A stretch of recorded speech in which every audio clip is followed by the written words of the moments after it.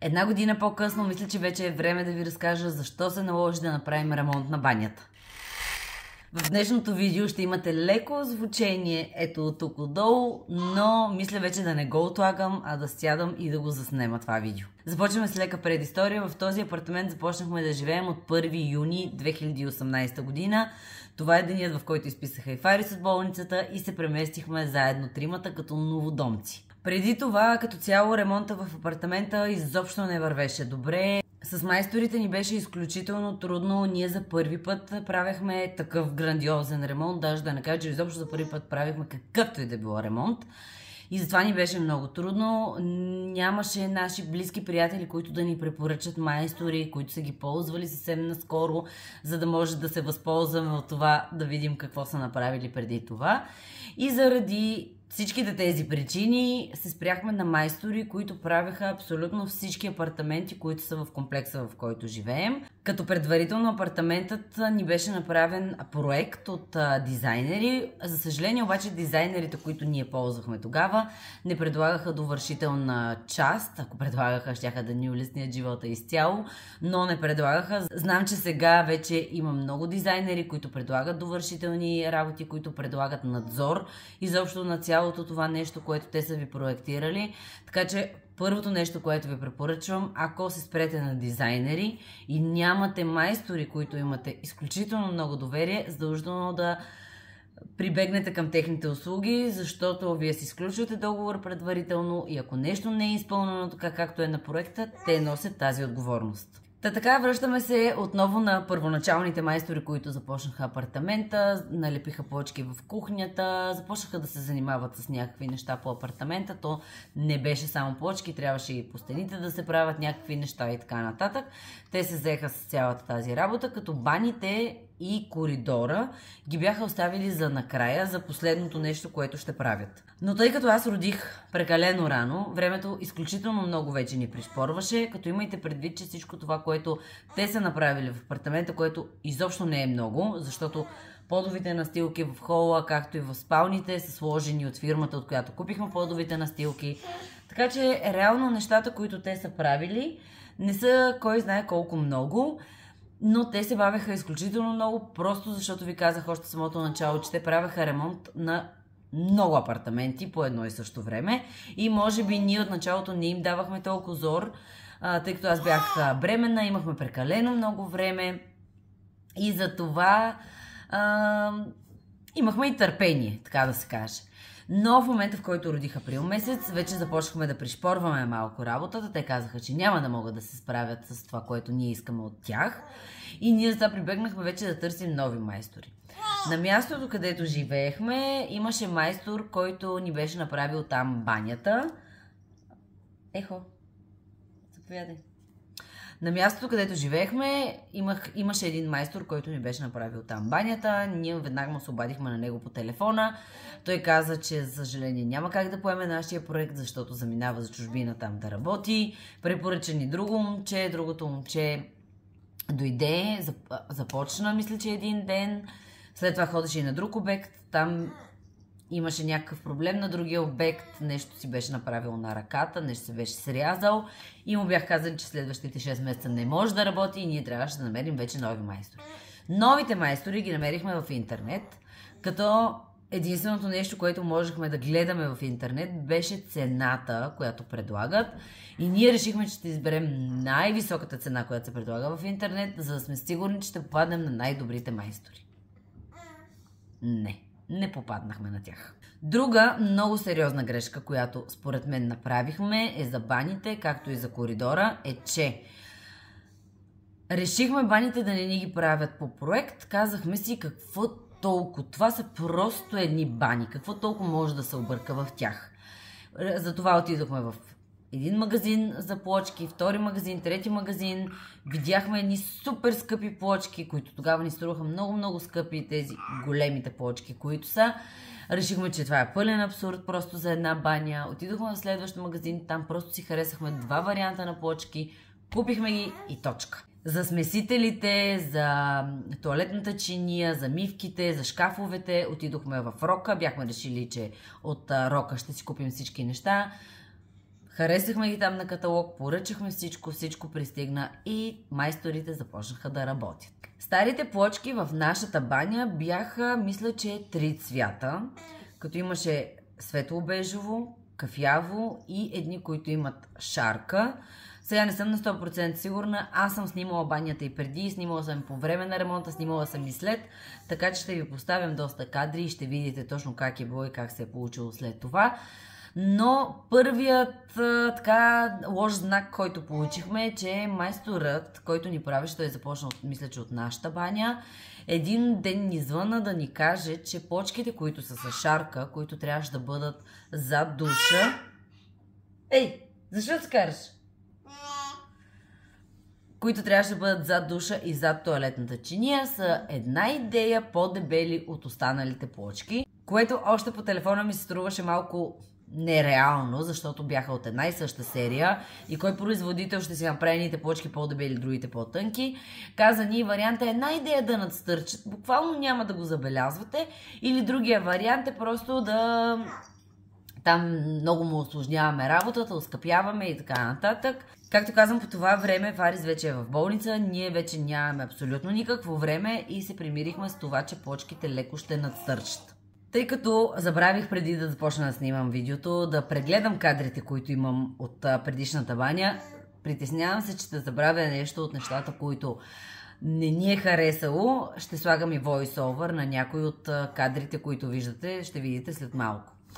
Но както и да е. След това мина се, не знам точно колко време, той ни казаха, че баните са приключили, ние дойдохме да видим какво точно се случва. Влизам в банята, която с стърчащите плочки, при което в банята има една от светлите плочки и една от тези, които е с шарка. И ги слагаме една до друга, те са абсолютно еднакви.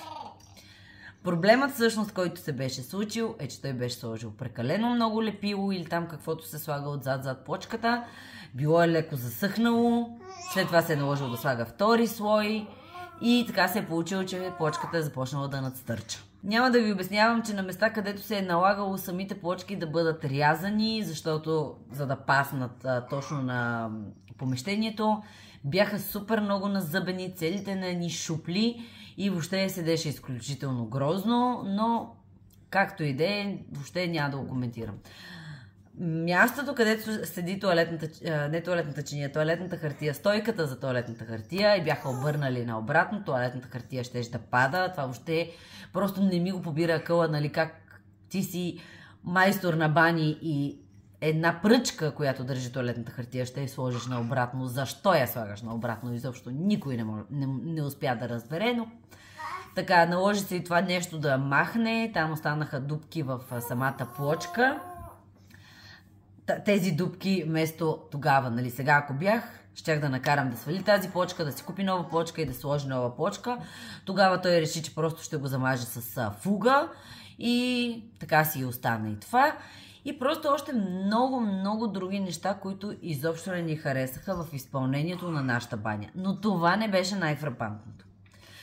Отиваме до баня номер 2, където е банята към двете детски стаи, в която баня имаше два много сериозни проблема. Единият и по-сериозният и по-грандиозният проблем беше, че влизайки вътре, поглеждайки самата баня, имаме вана, която вана на пръв поглед, без изобщо да пускам вода и така нататък, виждам, че е с обратен наклон. Ако сифона на ваната е тук, ваната трябва да е тук по-висока, тук при сифона по-ниска, тя беше обратното. Сифона беше на по-високо, от другата страна ваната беше на по-ниско. Звънкам на майстора веднага, обяснявам му за какво става въпрос. Той каже, че това няма как да се е случило, просто абсурд. Той бил пускал водата в банята и това нещо не било така.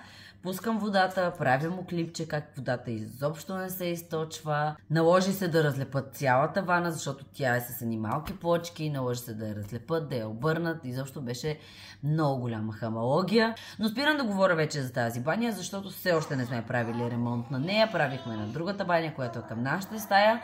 Затова сега нека се фокусираме само в тази баня. Сега ще ви оставя кадри от това банята как е била преди, как е била по време. Не си спомням дали съм говорила нещо по време на тези снимки, но Ако не съм говорила, сега ще се включа с voice-over и ще ви обяснявам всичко подробно. Сега, гледайки вече кадрите, всъщност виждам неща, които съм пропуснала да ви кажа.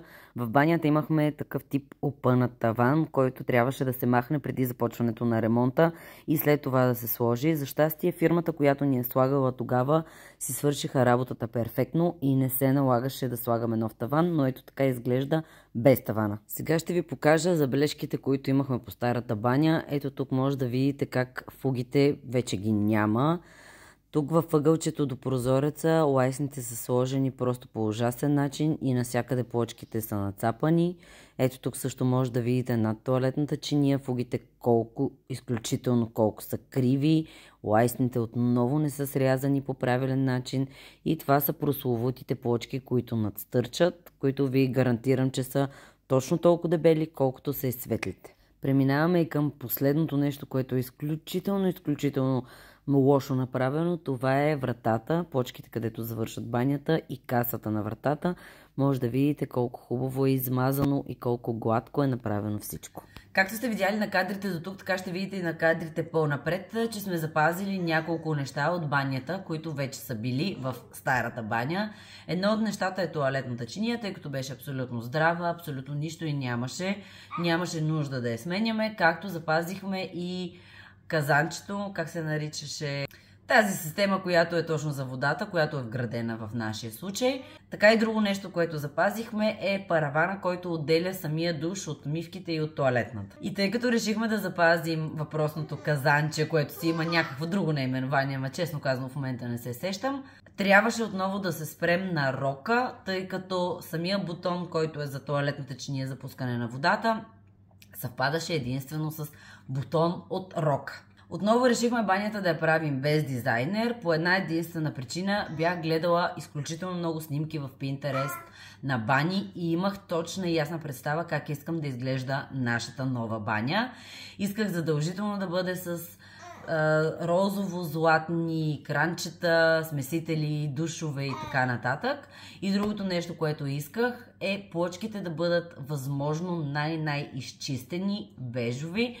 И точно такива и успяхме да намерим. Абсолютно всички неща решихме да ги вземем от едно място. Взехме ги от Сико, тъй като ни направиха голяма отстъпка, ако закупим цялостно целия пакет точно от тях. Майстора тук, на който се спряхме, също беше препоръчан от тях. Дойде на място, разгледа банята, казах му моите изисквания, като аз имах едно много голямо изискване, което ако не го беше изпълнил майстора, нямаше да се съглася да бъде той и щяхме да продължаваме да търсим до момента, в който не намерим майстор, който да реже плочките под ъгъл. Ако си представим, че бебефона на малката е плочка, какво означава под ъгъл?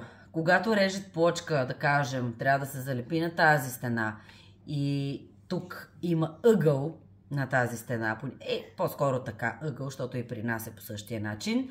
Ако се отреже плочката просто така, равно, тук ще се вижда или лепилото отгоре, или лепилото отстрани, защото просто двете плочки ще се застъпват. Това изобщо не исках да се вижда по никакъв начин. Плочките трябва да се отрежат ето по този начин, на ъгъл от тук, другата да се отреже на ъгъл от тук и когато съвпаднат двете плочки, просто да се застъпят една в друга и така изглежда много по-красиво. Отново ще ви оставям кадри, за да ви покажа точно какво имам предвид. Както съм ви показала със сигурност и до момента на старата баня, така ще ви покажа сега и на новата как се е получил. Майстора, който дойде, разгледа подробно банята, даде ни оферта, каза, че може да изреже точно по този начин плочките, каза, че няма да има никакъв проблем. Да, той няма такава машина, но носи плочките на някакво друго място, където му ги режат по този начин.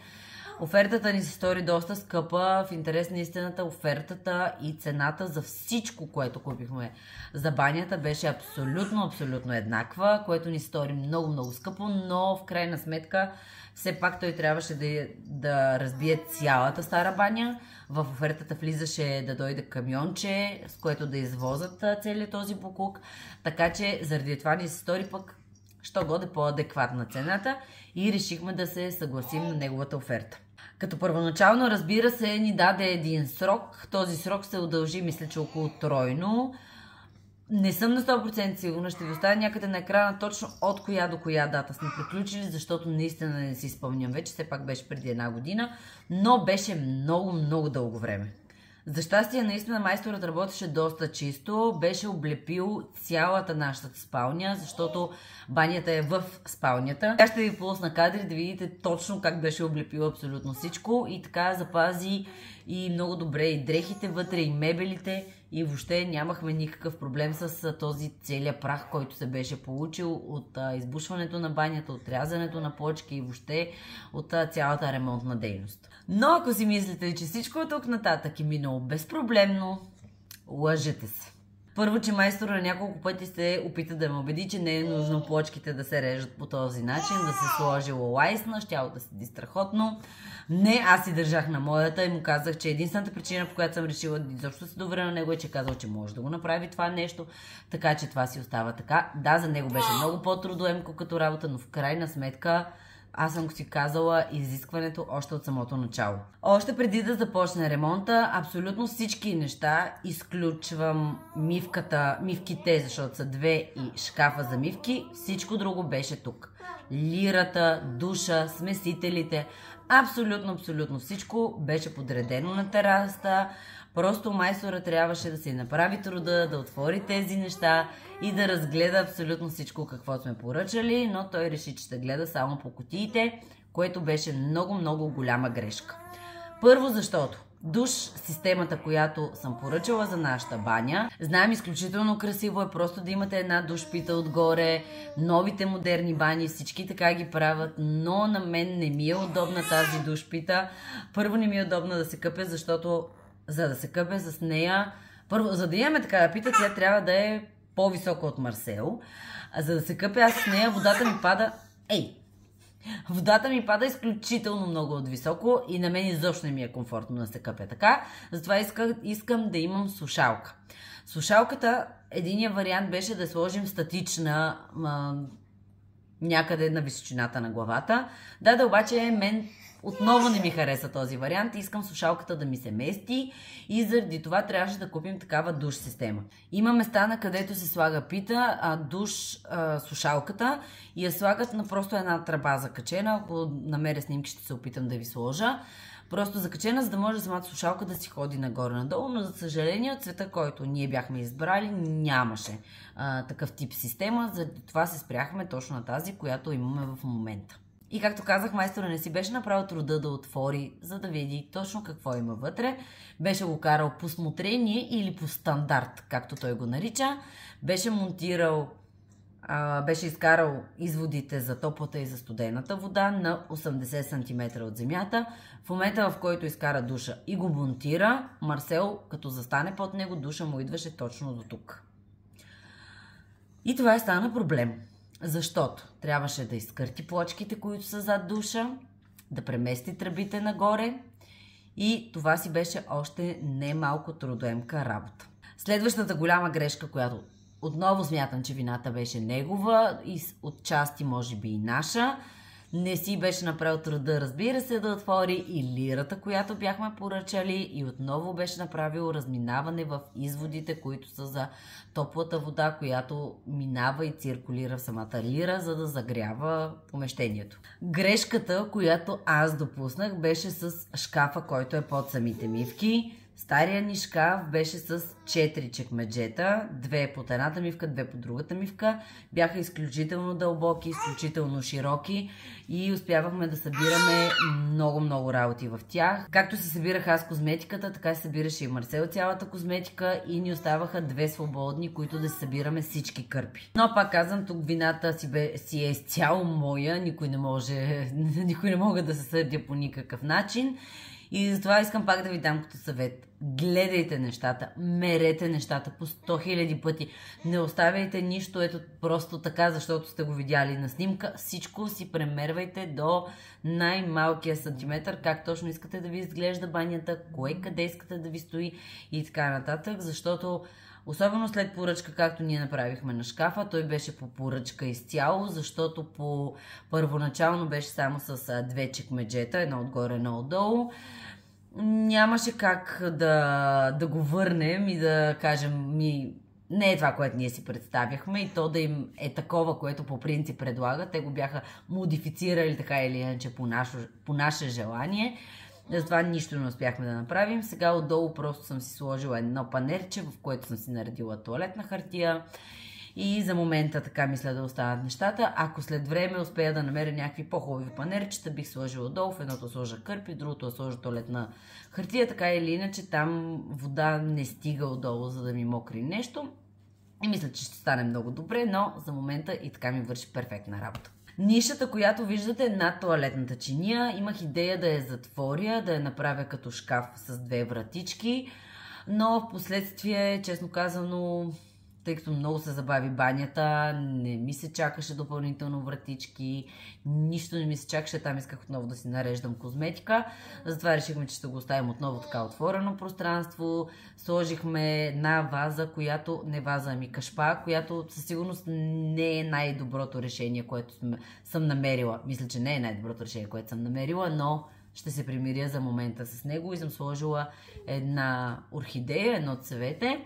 Също така съм сложила едни пръчки ароматизатор и едни свещи, които най-вероятно ще махна оттам, защото просто събират прах и нищо друго. Както сте видяли, в банята ни има прозорец. Отвън купихме изкуствени цветя, които да може да спират хорските очи да гледат докато се къпем, въпреки че стъклата са такива, които не пропускат отвън да се вижда много-много, но все пак като светнем лампите се вижда, затова решихме да сложим тези изкуствени цветя, както имаме и тези капаци, но не искаме да ги затваряме и двата, защото все пак витуша се вижда от банята и наистина е много приятно, като си теглиш душ, да си гледаш навън. Не знам, просто на нас ни е изключително приятно да си имаме гледката, която така или иначе имаме. И точно защото имаме прозореца, има первашче на прозореца, на което сме си наредили шампуани, сапуни и тем подобни такива неща, които ми е изключително удобно. Не се налага да се слагат такива по стената допълнителни, където да се редят шампуаните. Имах идея да си купя такива дифузърчета, които да са еднакви, да мога да си подреда, да е всичко много красиво и прилежно. Но често казано, наистина не виждам смисъл. Марсел каза, че няма всеки път да си прехвърля шампуана така или иначе. Аз имам хиляди такива бутилчици с шампуанчета, балсамчета и тем подобни, така че за момента оставихме така с нормалните си опаковки. Единственото нещо, което поръчах, то е над мивките, тъй като аз не се мия по никакъв начин с твърд сапун. Нито си мия лицето с твърд сапун, нито си мия тялото с твърд сапун. На мивката, която е моята мивка, съм сложила един дифузер, не дифузер, ами как се нарича, който е затечен сапун по принцип. Аз в него си слагам гела, с който си измивам лицето. От другата страна при Марсел си има сапонерка, която си е за неговия сапун. И също така под душа има отново сапонерка, която отново е за неговия сапун, с който си мие тялото. Като заключение, какво искам да ви кажа спрямо ремонтите изобщо в апартамент, къща няма никакво значение. Не правете компромис. Като казвам не правете компромис, не казвам задължително да се изхвърляте в някакви грандиозни проекти, да хвърляте хиляди левове в ремонти. Напротив, казвам да не правите компромис с това, което ви е обещано от майстори и това, което всъщност е изпълнено. Бъдете там, бъдете винаги на обекта и гледайте всичко в най-малката подробност. Защото ако не хванете на време проблема, ще си остане така и след време ще трябва и вие да правите ремонт със сигурност. От този ремонт, който направихме сега, аз със сигурност взимам поука, че абсолютно всичко трябва да минава през моите ръце, през нашите ръце, всичко да се гледа, всичко да се мери, да мериш отново с майстора и така нататък, защото просто в крайна сметка това е майстор. Той днес е във вашата баня, утре си тръгва, взима си парите и изчезва, а вие оставате тук, вие оставате да живеете на това място. Затова отделете повече време, за средства не знам, но отделете повече време, за да всичко да се случи точно по начина, по който наистина на вас би ви харесало, да го ползвате много години напред, а не наистина да се налага след 6 години да правите ремонти. Сега вече една година по-късно, след ползването на банята, съм изключително доволна, изключително щастлива, че се спряхме точно на тези цветове, защото Въпреки че предната баня не ни беше някаква супер шарена, но все пак имаше някакви такива детайли. Това нещо с времето, разбира се, започна да ме дразни. Аз изобщо не съм фен на розово, зелени, лилави, жълти, червени бани. Много по-ми хареса натуралните цветове. Така сме направили абсолютно целият апартамент. Така направихме и нашата баня. Така всъщност е и банята на Фарис, на детската баня, но тя също ще предстои ремонт, както и на коридора, но това ще бъде в малко по-нататък, просто в момента изобщо не ми е повече до ремонти, но когато се случи, ще ви снимам и този процес. Надявам се видеото да ви било интересно и малко полезно. Ако имате някакви въпроси, нещо, което не съм споменала при ремонта на банята, може да ми ги зададете долу в коментарите. Надявам се и крайният резултат на нашата баня да ви е харесал. Ако имате все пак някакви препоръки, наистина се надявам, че ще ми ги споделите, защото пак казвам, ще правим и на другите бани ремонт и ако имате препоръки, биха ми били от голяма полза. А сега ви оставям, защото едно мишленце започна да заспива до мен. Чао и целувам!